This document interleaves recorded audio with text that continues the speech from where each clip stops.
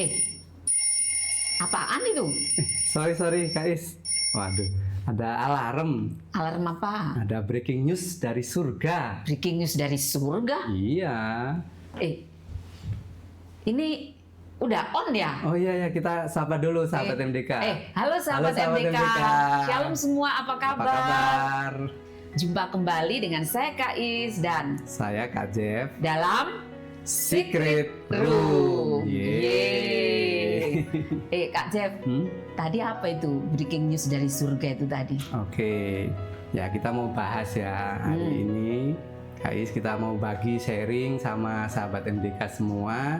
Saya kasih judul itu, bahasan kita itu wake up call. Wake up call. Iya. Apaan itu wake up call? Wake up call itu kalau kayak kita misalnya ke hotel gitu ya, Iya. atau lagi healing, apalagi mau pelayanan, mungkin besoknya harus bangun pagi, kita biasanya kan ngomong tuh titip pesan sama resepsionis supaya dibangunin. Iya. Itu namanya wake up call. Ya, soalnya kan kalau di 1 Tesalonika 5 gitu ya, di situ ditulis supaya kita itu berjaga-jaga. Ada yang berjaga-jaga, ada yang tidur. Nah, itu jadi supaya yang tidur ini bisa berjaga-jaga, kita kasih wake up call. Betul. Dari surga. Dari surga gitu. Ada hubungannya dengan akhir zaman nggak sih? Ya pastinya sih gitu sih Kak Is. Soalnya kan tadi bilang berjaga-jaga. Betul. Terus gimana itu?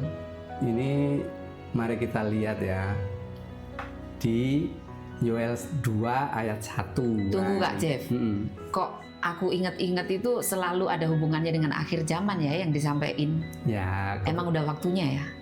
Udah dekat lah kira-kira. Ini perang-perang ini gimana nih Timur Tengah masih ya?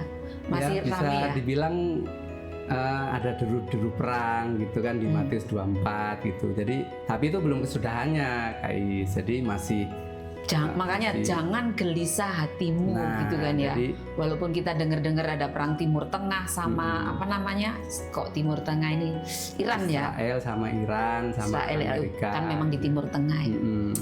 Oke, lanjut. Tadi pembahasannya wake up call dari surga. Ya. Jadi seperti tadi ya udah disinggung juga sama Kak Is gitu ya. Jadi ada deru-deru perang, ada tanda-tanda akhir zaman gitu. Tapi bagi kita yang orang percaya itu kita nggak usah takut gitu ya, karena itu memang harus terjadi, memang harus seperti itu gitu untuk menuju ke akhir zaman. Tapi kita sebagai orang percaya gitu ya, kita karena kita di dalam Tuhan gitu, kita pasti akan dilindungi gitu, justru damai sejahtera gitu ya. Terus nanti kita ada kerinduan juga gitu untuk bertemu dengan Tuhan Yesus sebagai juru selamat kita gitu ya. Jadi nah ini kita lihat langsung di Yoel 2 ayat 1. Saya akan bacain ya. Tiuplah sangkakala di Sion dan berteriaklah di gunungku yang kudus. Biarlah gemetar seluruh penduduk negeri, sebab hari Tuhan datang, sebab hari itu sudah dekat. Nah itu jadi tiuplah sangkakala di Sion dan berteriaklah di gunungku yang kudus. Nah kalau di bahasa Inggrisnya yang di bawah itu ya, blow ye the trumpet in Zion and sound an alarm in my holy mountain. Jadi sebenarnya itu kata yang sama sih ya, bisa berarti alarm, bisa berarti berteriaklah gitu. Jadi suara yang keras yang untuk ini ya apa memperingatkan orang gitu. Misalnya ayo bangun, kayak biasanya kan kalau Kak Is kan kalau bangunin anak kita gitu ya, mau sekolah ya bangun. Nah itu kan kayak alarm kan, ya itu seperti alarm. itu. Ya, gitu, ya. Teriaklah. Jadi ya seperti tadi saya bilang ya, itu berarti alarm untuk supaya kita berjaga-jaga gitu. Nah terus tiuplah sangkakala di Sion gitu ya. Jadi sangkakala itu apa sih? Nah kalau kita ngomongin peniupan sangkakala gitu ya, itu ada namanya di Imamat 23 itu ada namanya Moedim atau appointed time. Jadi hari raya orang Israel gitu ya. Moedim itu bahasa Ibraninya ya. Jadi ada hari raya orang Israel yang terdapat di Imamat 23 gitu. Yeah. Nah, jadi yang 3, 1, 2, 3, 4. Nah, yang 4 itu sudah digenapi pada kedatangan Tuhan Yesus yang pertama, ya, yaitu ayat 5 di Imamat 23 ayat 5 itu ada hari Paskah. Nah, jadi di hari Paskah itu kalau orang Israel gitu ya, dengan menyembelih anak domba gitu. Nah, ya jadi, mungkin nanti sahabat MDK boleh baca sendiri ya, bisa dibaca, di Imamat 23 ayat 5 gitu ya. Jadi Tuhan Yesus sudah mengenapinya dengan menjadi domba Paskah gitu ya, menjadi domba untuk menjadi juru selamat ya, korban bagi kita gitu, manusia yang percaya kepada Tuhan Yesus gitu guys. Nah, yang kedua itu di ayat 6. Nah, jadi ada roti tidak beragi, hari raya roti tidak beragi gitu. Nah, jadi di situ artinya ragi itu melambangkan tentang dosa gitu. Nah, jadi Tuhan Yesus sudah mati di kayu salib, dia tanpa dosa gitu. Nah, itu dia roti tidak beragi gitu, menggenapi. Nah, terus yang di ayat 10 itu hari raya buah sulung gitu. Nah, itu juga udah digenapi oleh Tuhan Yesus saat dia bangkit, guys. Nah, jadi dia ya menjadi yang pertama dari yang bangkit. Nah, orang pribadi. Ya, orang mati yang bangkit. Betul. Penggenapan tentang buah sulung ya. Jadi dia adalah yang pertama bangkit daripada orang mati. Nah, jadi kita nanti juga yang meninggal dalam Kristus juga akan bangkit saat Tuhan Yesus yang kedatangan Tuhan Yesus yang kedua gitu, di ayat 10. Ayat 10 ya. Boleh nggak saya bacain? Boleh baca silakan, ini. Ya, penggenapan tentang penggenapan buah sulung ya, tentang bagaimana Tuhan Yesus menjadi pribadi atau manusia. Pada waktu itu kan dia mati sebagai manusia kan. Kemudian dia mati, kemudian dia menebus dosa manusia, kemudian dia dibangkitkan. Yang sulung ya. Sebelum kedatangan Tuhan Yesus yang kedua, Tuhan Yesuslah yang pertama. Saya tertarik untuk membacanya ini. Imamat 23 ayat yang ke-10. Berbicaralah kepada orang Israel dan katakan kepada mereka, apabila kamu sampai ke negeri yang akan kuberikan kepadamu dan kamu menuai hasilnya, maka kamu harus membawa seberkas hasil pertama dari penuaianmu kepada imam. Kenapa tertarik Kak Jeff? Soalnya kan biasanya itu ada di satu gereja tertentu, denominasi tertentu itu setiap awal tahun itu dihimbau, ada juga yang diwajibkan untuk memberikan persembahan sulung hasil pertama di bulan itu, di tahun itu gitu kan ya. Iya. Ternyata diambil dari Imamat 23 ayat yang ke-10. Oke Kak Jeff. Selanjutnya yang keempat yaitu hari Pentakosta, atau kalau di bahasa Ibrani-nya itu Shavuot gitu ya, di ayat 15 sampai 16. Nah, itu Pentakosta itu artinya 50 hari. 50 hari. Iya, 50 hari atau 7 minggu. Nah, jadi di situ juga sudah digenapi, yaitu waktu pencurahan Roh Kudus kan 50 hari setelah kebangkitan Tuhan Yesus gitu.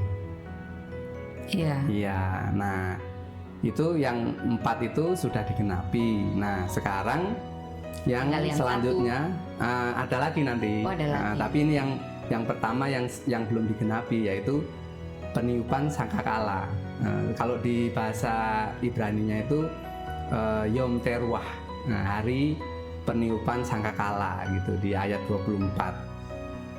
Nah gitu, jadi ini yang berhubungan sama Yoel 2 tadi ya ada peniupan sangkakala. Nah, di orang Israel sendiri dia juga nggak tahu maksudnya peniupan sangkakala itu untuk apa gitu. Berbicara tentang apa gitu ya, pokoknya disuruh Tuhan untuk pada hari itu ditiup trompet. Mereka tapi nggak tahu artinya. Iya, nggak tahu. Jadi kalau saya baca di Matius 24 ayat 31 gitu ya, itu di situ dikatakan menyuruh keluar malaikat-malaikatnya untuk meniup sangkakala untuk mengumpulkan orang-orang pilihan. Jadi kalau saya percayanya bahwa peniupan sangkakala itu yaitu waktu Tuhan Yesus datang yang kedua kali, tapi yang masih di awan-awan ya, masih di awan-awan itu untuk mengangkat gerejanya gitu. Sesuai di Matius 24 ayat 31. Mengangkat gerejanya itu maksudnya gimana? Rapture. Oh, rapture. Ya, jadi orang-orang yang hidup diangkat. Terus orang-orang yang meninggal duluan akan dibangkitkan mendapat tubuh kemuliaan, baru nanti yang hidup juga akan diangkat, diberi tubuh kemuliaan gitu guys. Jadi inilah yang menjadi pengharapan kita ya sebagai orang-orang percaya. Jadi kenapa kalau misalnya ada tanda-tanda akhir zaman itu kita nggak usah takut, nggak usah overthinking. Kalau zaman anak-anak sekarang ya nggak usah overthinking. Jadi justru kita merindukan namanya kita mempelai kan, kita merindukan mempelai pria untuk datang menjemput kita gitu. Nah, jadi meskipun di luar ada seperti ini, makanya kita wake up call ini bukan untuk bikin takut, tapi untuk memberikan pengharapan justru buat sahabat-sahabat MDK semua gitu guys. Makanya kita diberikan kerinduan untuk membahas tentang akhir zaman ini, atau bisa dibilang tentang akhir zaman, yaitu apa yang akan terjadi gitu loh di hari-hari ini gitu. Dan semuanya sebenarnya sudah tertulis ya? Iya, sudah di Alkitab, sudah ada. Sama Tuhan Yesus juga sudah dikatakan gitu, terutama di Matius 24 gitu, tentang akhir zaman gitu. Nah, mengenai sangkakala ini ada lagi, kenapa kok sangkakala gitu? Nah, kenapa itu? Nah, sangkakala itu kalau di bahasa aslinya atau bahasa Ibrani itu adalah shofar. Nah, trompetnya orang Israel itu namanya shofar, yang ditiup Nah, itu bisa untuk perang, tanda di perang, bisa untuk alarm juga. Kalau ada hari raya atau apa, untuk berkumpul, tanda untuk berkumpul. Nah, apa sih shofar itu? Nah, itu shofar itu adalah tanduk domba. Nah, ya, jadi udah pernah lihat bentuknya yang agak melengkung-melengkung kecil. Itu ada yang kecil, ada yang panjang. Kalau yang setahu saya yang domba itu yang kecil. Yang kecil. Kalau yang panjang itu? Yang panjang mungkin binatang lain, saya kurang tahu. Tapi dari Imamat 23 ini tanduk domba ya? Kalau shofar ini nggak khusus di Imamat 23 sih, tapi maksudnya di Alkitab Perjanjian Lama memang dibilang kalau sangkakala terjemahannya itu berarti shofar. Tanduk domba. Shofar itu tanduk domba. Tanduk domba. Nah, kita selanjutnya akan membahas tanduk domba ini. Nah, jadi apa sih yang kita mau tiup? Apa sih yang mau pesan-pesan apa yang harus dikatakan atau diberikan gitu di akhir zaman ini? Itu ada hubungannya sama shofar atau tanduk domba tadi guys. Jadi ini ada di Kejadian 22 ayat 13. Itu bukan kata-kata shofarnya secara langsung, tapi tanduk dombanya. Nah, ini lalu Abraham menoleh dan melihat seekor domba jantan di belakangnya yang tanduknya tersangkut dalam belukar. Abraham mengambil domba itu lalu mengorbankannya sebagai korban bakaran pengganti anaknya. Nah, itu di situ ditulis pengganti anaknya. Nah, jadi konsep dari pengorbanan pengorbanan atau korban. Yeah. Nah ini sebagai gambaran akan nanti Tuhan Yesus, karya salib Tuhan Yesus gitu guys. Jadi yang dia menggantikan kita manusia, menebus dosa-dosa kita itu dengan menjadi pengganti kita gitu. Karena yang ditebus dosanya adalah manusia, maka Tuhan Yesus harus datang yang notabene adalah Tuhan gitu ya. Harus menjadi manusia untuk menjadi pengganti. Ini sebentar Kak Jep. Ya. Ini kan Abraham mempersembahkan Ishak kan ya, ini kisahnya. Ya, kalau konteksnya gitu. Tapi sama Tuhan dikasih pengganti gitu. Dikasih pengganti ya. Karena sudah terbukti dia mengasihi anaknya itu, tapi juga taat sama Tuhan. Gitu ya. Makanya ini sebagai gambaran akan karya Tuhan Yesus. Terus gitu. Ini tanduknya tersangkut, ini gimana ini ceritanya ini? Ya itu kalau ceritanya itu tadinya itu nggak ada. Ya. Nah tapi tiba-tiba ada. Ketika menoleh ada ya. Mungkin lagi makan rumput atau apa gitu kan. Nah kesangkut gitu. Tanduknya dibelukar gitu guys. Akhirnya diambil sama Abraham untuk menggantikan sebagai korban persembahan bagi Tuhan gitu. Jadi seperti Tuhan Yesus menggantikan kita. Betul. Harusnya umat manusia. Ya, yang jatuh dalam dosa kan manusia. Nah, harusnya manusia yang mati. Dan upah dosa adalah maut. Nah, jadi harusnya dosa itu harus dihukum gitu. Tapi karena Tuhan Yesus sudah menggantikan kita, maka kita manusia yang harusnya mati itu jadi selamat. Nah ini juga ada apa ya? Kita mau meluruskan gitu ya. Mungkin Kak Is juga pernah dengar gitu ya. Ada orang mungkin yang di luar kita atau ini berbicara, oh enak ya orang Kristen. Dosa-dosanya diampuni atau ditebus gitu. Iya. Jadi kesannya kayak kita tuh boleh dong, berbuat dosa lagi. Aku ditebus kok. Nah, ini mau meluruskan. Jadi sebenarnya itu ya dosa kita juga memang ditebus gitu. Tapi bukan sekedar dosa-dosa kita aja, tapi status sebagai orang berdosa. Nah, kita lihat selanjutnya ya. Nah, kita baca dulu guys di Roma 5 ayat 19. Jadi sama seperti oleh ketidaktaatan satu orang, semua orang telah menjadi orang berdosa, demikian pula oleh ketaatan satu orang, semua orang menjadi orang benar. Nah, jadi yang kita mau lurusin itu, yang ditebus itu adalah status dari orang berdosa menjadi orang benar. Gitu ya.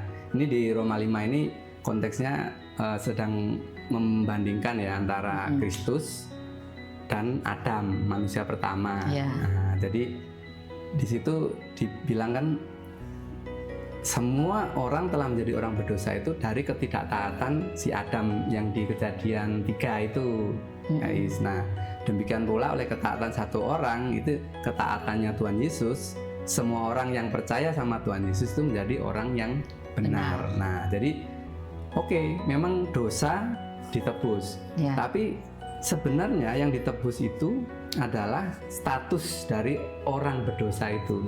Orang berdosa itu ada status ya. Nah, jadi kalau orang berdosa itu ditebus menjadi orang yang benar, orang berdosa itu buahnya adalah dosa. Nah, makanya jadi perbuatan dosa itu sebenarnya hanya buah dari statusnya dia sebagai orang berdosa gitu. Nah, jadi karena sudah ditebus menjadi orang yang benar, benar, statusnya menjadi orang benar, maka perbuatannya juga perbuatan yang benar gitu.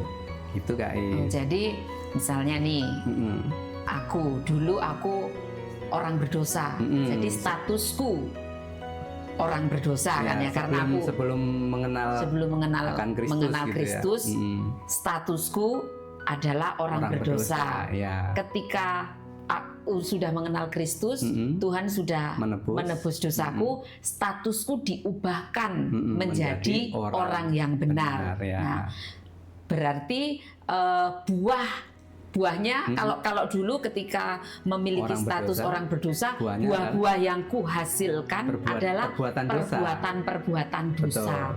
Ketika statusku menjadi orang benar, akhirnya buah yang kuhasilkan adalah buah kebenaran. Betul. Gitu. Nah, kita mengasihi, kita nggak menghakimi orang lain gitu kan, itu adalah bagian dari kebenaran kita gitu. Nggak sekedar menuruti aturan atau apa, bahkan kita malah mengasihi gitu. Bahkan orang yang membenci kita pun kita kasih gitu. Itu adalah buah-buah dari orang benar, status orang benar itu. Terus ini Kak Jeff, jadi inget ya, ketika aku sudah percaya Tuhan ya, berarti kan statusku orang benar.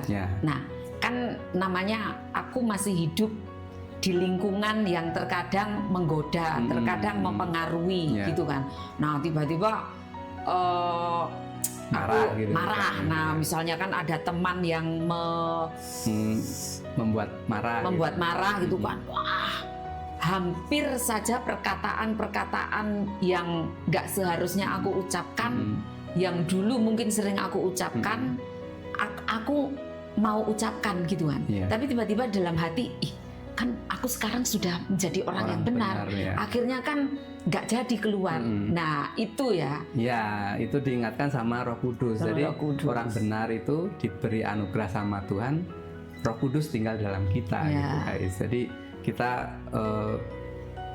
mampu untuk tidak berbuat dosa itu dimampukan oleh Roh Kudus. Karena Roh Kudus mengingatkan bahwa status kita ini adalah orang benar. Betul. Maka otomatis Roh Kudus juga memberikan kekuatan untuk kita yang sudah memiliki status orang benar menghasilkan buah-buah kebenaran. Betul. Gitu ya. Oke. Jadi ini adalah pesan-pesan yang dibilang tadi adalah shofar tadi, tanduk domba tadi. Jadi pesannya itu adalah pesan-pesan seperti ini, pesan-pesan Injil kasih karunia namanya Kais. Nah, jadi kalau kita sudah menjadi orang benar, seperti tadi Kais bilang, singgung gitu ya, udah singgung bahwa kita akan dimampukan untuk menjadi melakukan kebenaran gitu. Nah, mungkin ada beberapa sahabat, mungkin sahabat MDK gitu bertanya lah, terus kalau dikasih pesan-pesan seperti ini nanti orang-orang jadi dalam tanda kutip liar atau apa gitu. Maksudnya semua kita sudah ditebus, kita sudah dijamin keselamatannya gitu kan. Takutnya kan kalau dengan seperti itu menjadi tetap berbuat dosa, atau kan udah ditebus gitu, bebas gitu kan. Nah, tapi mungkin seperti yang kita kasih tahu tadi bahwa itu karena mungkin belum tahu bahwa itu adalah status gitu ya. Nah, ada satu lagi ayat. Nah, di sini di Titus 2 ayat 11-12 guys. Titus 2 ayat 11. Bacain. Titus 2 ayat 11-12, karena kasih karunia Allah yang menyelamatkan semua manusia sudah nyata. Ia mendidik kita supaya kita meninggalkan kefasikan dan keinginan-keinginan duniawi, dan supaya kita hidup bijaksana, adil, dan beribadah di dalam dunia sekarang ini. Amin. Nah, jadi tadi pesan-pesan mengenai shofar tadi, mengenai tanduk domba tadi, itu adalah mengenai kasih karunia gitu, pesan-pesan kasih karunia. Jadi dia malahan mendidik kita supaya kita meninggalkan kefasikan dan keinginan-keinginan duniawi gitu, dan supaya kita hidup bijaksana, adil, dan beribadah di dalam dunia sekarang ini gitu. Jadi nggak usah takut kalau kita memberi pesan kasih karunia terus nanti orang menjadi liar atau menjadi tetap berbuat dosa. Enggak, di situ jelas ya, di ayat firman Tuhan itu justru itulah yang mendidik kita supaya bisa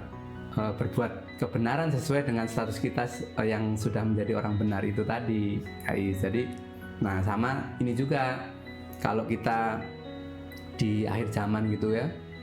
Kalau kita kan dari kemarin kita pesannya tentang akhir zaman gitu ya. Nah, tapi seperti itu ditulis hidup bijaksana, adil dan beribadah di dalam dunia sekarang ini. Tapi kita itu yang sadar berjaga-jaga kalau kita ini sudah di akhir zaman, bukan berarti terus kita itu kayak pasrah gitu modelnya. Bentar lagi Tuhan Yesus datang kok.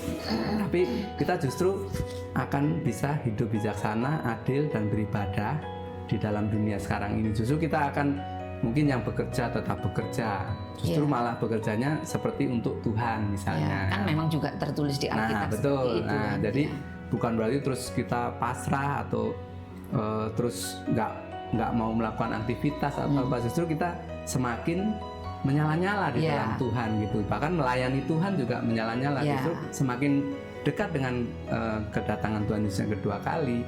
Justru saya yakin dan percaya, kita semua yakin dan percaya, justru kebangunan rohani itu sedang terjadi saat ini. Amin. Ya.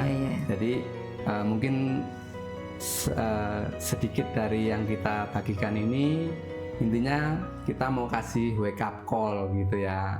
Mungkin ada yang lagi sibuk bekerja atau mengejar karir misalnya, atau di pelayanan, pelayanan tapi dalam tanda kutip sibuk di pelayanannya misalnya, mau membesarkan pelayanannya, which is itu oke, nggak masalah gitu. Tapi minimal kita juga kita ingatkan guys, jadi siapa tahu terlalu fokus ke sana gitu kan, jadi bahwa kita tetap harus berjaga-jaga gitu guys.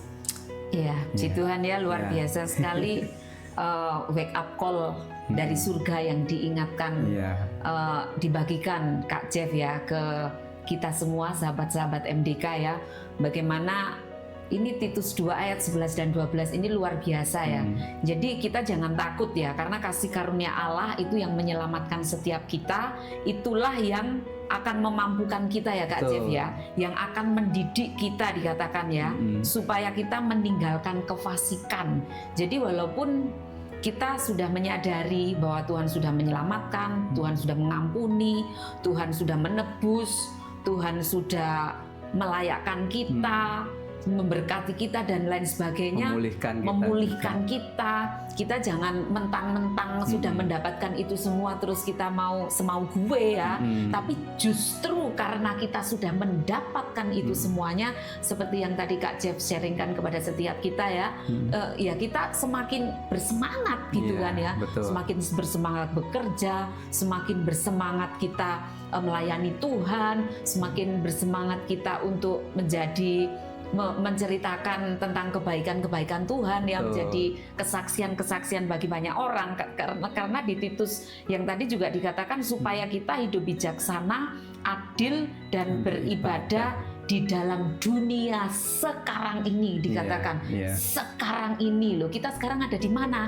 Kita ada di dalam dunia. Lebih lingkup kecil lagi, kita ada mungkin di keluarga kita, mungkin ada di lingkungan tempat kerja kita, mungkin ada di pergaulan kita. Nah, ini kasih karunia Tuhan yang memampukan kita ya Kak Jeff ya, untuk kita seperti tadi itu semakin bersemangat untuk kita memberitakan kerajaan surga dan bersaksi kepada setiap teman-teman kita, melakukan amanat agung, menyelesaikan amanat agung ya sebelum Tuhan Yesus datang yang kedua kali ya. Seperti itu. Ada lagi Kak Jeff?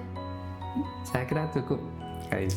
Kak Jeff boleh berdoa lah ya kalau sudah, buat sahabat-sahabat, buat kita semuanya.